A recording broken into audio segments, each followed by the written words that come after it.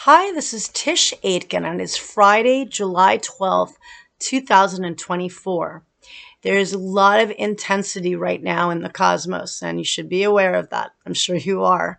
There's a lot of uncertainty, a lot of emotional energy, very confusing energy.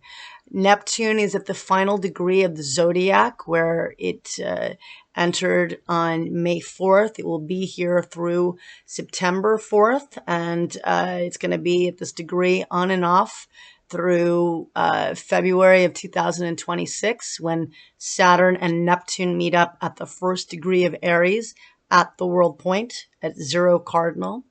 And that's going to be a big deal. But right now, Neptune transiting at the final degree of Pisces is very challenging in that we're all feeling lost at sea, and a lot of misguided energy, a lot of confusion, a lot of delusion. And then Venus just entered the sign of Leo. Venus is the planet of love and beauty and creativity and what you value. Yesterday on July 11th, it made a beautiful angle to Neptune. And Neptune is the higher octave of Venus. That is creative, that is loving energy, that can be very compassionate. But then today, early in the morning, Venus, now in the sign of Leo, it ingressed in the sign of Leo yesterday at 12:19 p.m. Eastern Daylight Time. It will remain in the sign of Leo through August 4th, and it is very fun and feisty and sexy and flirtatious while in Leo. But anytime a planet ingresses into Leo, it automatically opposes Pluto. Pluto is the planet of death and regeneration. Today, Venus formed an opposition to Pluto. Many things are ending. Some people are going through breakups. Some people are losing jobs.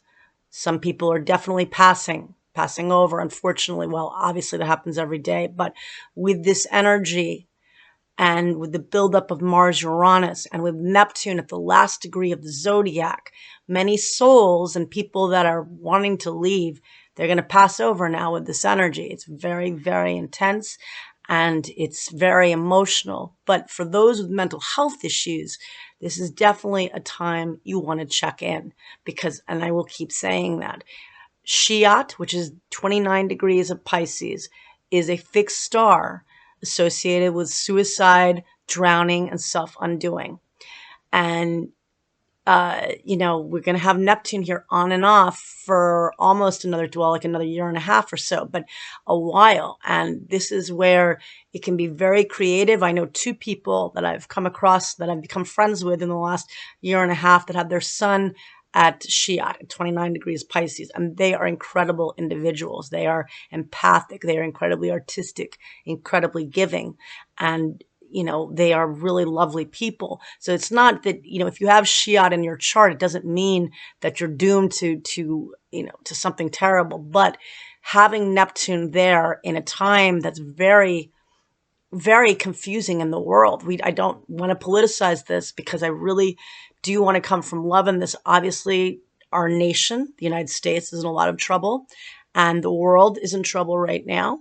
And many of us are experiencing where we just don't know where to go in our lives. Just even aside from that, where are we going? I know, well, I'm going through a Neptune cycle. I'm experiencing loss. It hasn't happened yet. I know it's very imminent, and that's so I'm dealing with grieving already in a sense, but also with the Neptune cycle, I'm finding it difficult to channel into what I love, and I've just decided to try to reframe that as much as I can. And for many of you, trying to find the coping skills we can in dealing with this, because I don't enjoy Neptune energy. I'm sensitive and kind of a little bit lost already. I like things to be linear and lucid, unlike me. So then that helps me to have a guide. But since we all know this is very emotionally charged energy, be wary of how you deal with things this weekend. There definitely will be breakups with this energy. Venus is the planet of relationships, and Pluto, is power struggles. There could be love triangles, and it doesn't necessarily mean a third party. The third party could be addiction or a family member. It could be many different things, obviously, but it can also be emotional drama. And with another big aspect that is accelerating and building up, Mars conjunct Uranus, that becomes exact on Monday, the 15th. That is very unpredictable energy. We feel both of those planets before they become exact. And as my teacher always used to say, and this is true, with Uranus, expect the unexpected. We already know that we're in unprecedented times in many different ways. And we know there's very unpredictable energy. That's palpable and obvious. But, with this, both Mars cycles and Uranus cycles can bring accidents. There can be seismic activity with that. It can be also energy that incites people to anger and rage. And then you've got Venus opposite Pluto. Well, Pluto is the higher octave of Mars, and Pluto rules the sign of Scorpio. You don't mess around with Scorpios. I've got a stellium in Scorpio. And I was born with somebody from a father who had a stellium in Scorpio. But with that, there also is the higher level of it, empowering, letting go of things that no longer serve you.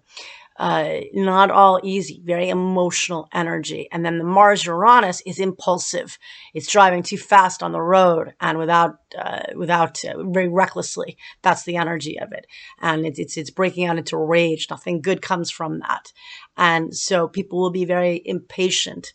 And again, there could be a lot of excitement and unpredictability with this. And we don't know. I mean, there's certain things we're still unfolding. Things can come out. With Neptune at the last degree of Pisces, a lot of things are coming out in our own lives and on the world stage. Information gets uncovered. This is very intuitive energy. Cancer season is a time to nurture yourself and take care of yourself. And yet right now, it's hard to get your needs met with all of this energy. And so this is a time to rest. Many people feel very fatigued and exhausted. I know that I do. And it's just trying to do something healing for yourself and knowing that this weekend will be very volatile. And again, if you knew there was a big accident on the road, you'd be aware of how you plan for that. I don't drive, but I know people that drive me know that. So, with that said, the astrological weather is intense. And think back to February, in the middle of February, Mars entered Aquarius and it met up with Pluto on Valentine's Day on February 14th. And then, I believe it was February 17th. Yes. Venus met up with Pluto. This is Catherine and Heathcliff energy. This is love triangles. This is stormy intensity around relationships. Maybe some people are going to find out things about their partner that they don't know about. Financial stuff can get definitely challenged with this because Venus rules both Taurus and Libra. And with Taurus, it's much more centered on the economy, on money, on values. And then Mars and Uranus are meeting up at Algol, which is another fixed star. And Algol is another challenging one. That's at 26 degrees of Taurus. And fixed stars only move a degree every 72 years. So, they don't move very fast, obviously. So you can give a couple of degrees of that, but Mars and Uranus are meeting up at 26 degrees of Taurus. And Algol is, among other things, connected with losing one's head, literally or metaphorically. And many people are losing their minds, right now, feeling like it. And you could be feeling like it. I feel like it. But try to keep centered. Try to stay grounded, however that is for you. Going into nature always helps me, although it's really hot and it's raining. But that helps. My plants help me tremendously. I love my plants. My kittens now help me. Although it's my anniversary of my beautiful cat, Billy, whose birthday was July 9th. He would have been 18. And I lost him on September 5th. And he changed a lot last August when we had 2 super moons. And now we are in a time, which is also interesting, in that we had a full moon in Capricorn on the day after the solstice on June 21st at 1 degree and 7 minutes of Capricorn. And now we're going to have a full moon coming up on July 21st at 29 degrees of Capricorn, which is exactly where Pluto, the planet of power, is returning on September 1st. It has its last round in Capricorn from September 1st through November 19th. And then it leaves for our lifetime, certainly, for like another 230 years or so. I have no idea, but it's going to be a long time. I don't even want to know when it's in Capricorn again. But the cycle of Pluto is 248 years. And in the United States had its Pluto return about a year and a half ago, 2 years ago. So very heavy stuff going on. Pluto entering Capricorn, re-entering Capricorn in the fall is going to be very tough because, again, a lot of things in our lives, in the world, outdated ways of doing things, outdated systems are going to come down, or we're releasing them. They're leaving, and it's going to be, it is tough. And in August, there's going to be a lot of volatility, more than now. And so we already are in volatility. I think it's giving us a preview. We're going to have Mercury retrograding in the beginning of August. So we've got a lot of things going on. And so try to get things done now, not this weekend, probably. If you can, then I envy you because I'm having trouble. But take care of yourself. And we are in, Cancer is cardinal energy. We did have the sun yesterday set off where the total solar eclipse was on April 8th. And so that was at 19 cardinal, 19 degrees of Aries. And so more stuff coming up that we've been dealing with. That was a huge eclipse. So take care of yourself and good luck. Hang in there. And a lot around healing, okay? This is tough energy. So good luck. Thank you.